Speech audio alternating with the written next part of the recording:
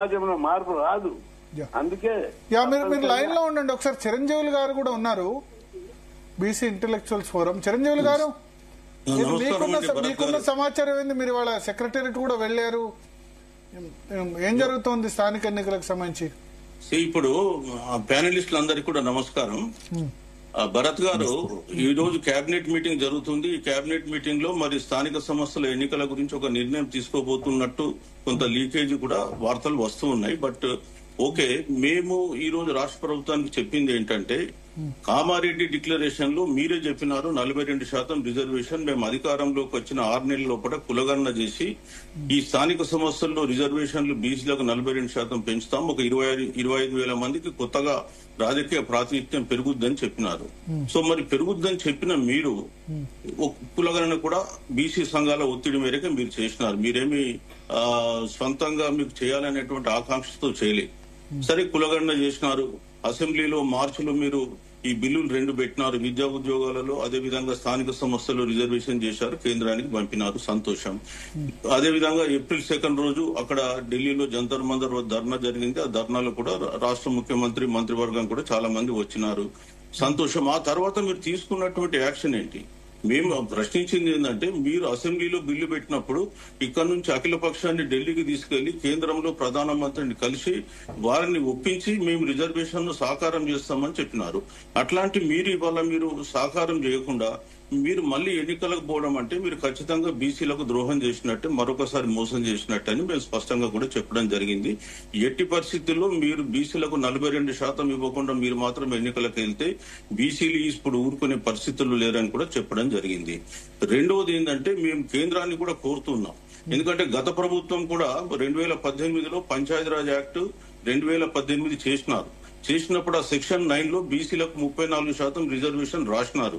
ఆ తర్వాత ఎన్నికల సందర్భంగా జీవో 396 జూన్ లో ఇచ్చినారు. దాని మీద కొందరు కోర్టుకు పోయినారు. కోర్టు ఏం చేసింది? ఆ జీవోను కొట్టేసింది. అదే విధంగా మీరు ఇవ్వడానికి వీల్లేదు 50% మించి, ఎందుకంటే అది 2010లో కృష్ణమూర్తి కేసు ఉంది కాబట్టి అది ఇవ్వడానికి వీల్లేదు అన్నారు. తర్వాత రాష్ట్ర ప్రభుత్వం సుప్రీంకోర్టుకి వెళ్ళింది. సుప్రీంకోర్టులో వాళ్ళు మీరు పిటిషన్ విత్డ్రా చేసుకుంటారా, డిస్మిస్ చేస్తారా అంటే వీళ్ళు విత్డ్రా చేసుకుని వచ్చినారు. ఆ తర్వాత 23% ఇచ్చినారు. 23% ఇచ్చిన దాంట్లో కూడా చిత్తశుద్ధి లేదు. ఇవాళ అప్పుడు జిహెచ్ఎంసీలో ఎస్సీ పాపులేషన్ 8%, ఎస్టీ పాపులేషన్ 1% ఉంది.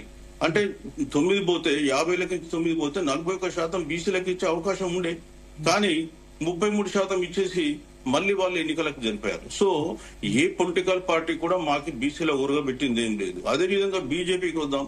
ఈడబ్ల్యూఎస్ రిజర్వేషన్ కొరకు ఎవరు ధర్నా చేసినారు, ఎవరు రోడ్ ఇచ్చినారు, ఎవరు దీక్షలు పెట్టారు? వాళ్ళు ఇవ్వాలనుకున్నారు సింపుల్ గా 2019లో జనవరి 6 అనుకుంటాను. ఆ రోజు కేబినెట్ మీటింగ్ అయింది. 7th Lok Sabha, 8th Rajya Sabha pass, 10th రోజు మన రాష్ట్రపతి పాసు, 12వ తారీఖు జీవో, 17వ తారీఖు నుంచి దేశమంతా అమలు. 10 రోజులలో మీరు 10% ఈడబ్ల్యూఎస్ ఇస్తారు. మరి ఇదెందుకు ఇవ్వరు? ఇది మేము ప్రశ్నిస్తున్నాం. సో ఇవాళ మీకు ఇవ్వాలనే చిత్తశుద్ధి ఉంటే 100% ఇస్తారు. మీకు లేదు కాబట్టి ఏదో ఒక కొర్రీలు పెడతారు. మేము ఇద్దరిని తిడుతున్నాం. రాష్ట్ర ప్రభుత్వాన్ని కోరుతున్నాం, మీరు తక్షణం అఖిల పక్షాన్ని తీసుకెళ్ళండి, ఢిల్లీలో కూర్చోండి. ఒకవేళ రాష్ట్రపతి అపాయింట్మెంట్ ఇస్తలేడు, ప్రధానమంత్రి అపాయింట్మెంట్ ఇస్తలేడు, అదే విధంగా మాకు ఇబ్బంది అవుతుందా, ఢిల్లీలో ధర్నాలు చేయండి, మేమందరం కూడా వస్తాం. ఆ రోజు జయలలిత గారు ఏం చేశారు? చెన్నై నుంచి వెళ్లేటప్పుడు నేను మళ్ళీ ఈ 50% రిజర్వేషన్ కేంద్రంలో బిల్లు యాక్ట్ పాస్ అయినాకనే నేను చెన్నైలో అడుగు పెడుతున్నారు. వెళ్ళిండు, ఢిల్లీలో ఉన్నారు, ఒక 20 రోజులు అది పాస్ చేయించుకొని మళ్ళీ తిరిగి చెన్నైకి వచ్చారు. సో అలాంటి స్పిరిట్, అలాంటి కమిట్మెంట్, అలాట్మెంట్, అలాంటి చిత్తశుద్ధి నిజంగా కూడా బీసీల పైన ఉంటే 100% జరుగుద్ది. ఎందుకు జరగదు? 100% జరుగుద్ది. సెన్సిటైజ్ చేయాలి. అక్కడ వెళ్ళేసి ఇక్కడ మేమేదో పంపించేసినామని చెప్పి చేతులు దులిపేసుకుంటే లాభం ఏంటి? సో ఇవాళ ఉన్నటువంటి న్యాయ నిపుణులు, న్యాయ సమీక్షలతోటి వాళ్ళు ఆలోచించుకొని సరే కేంద్రానికి పంపుదామన్నారు, 9th షెడ్యూల్లో పెడదామన్నారు. సో విద్యా ఉద్యోగాల్లో కూడా వాళ్ళు ఇంక్లూడ్ చేసినారు.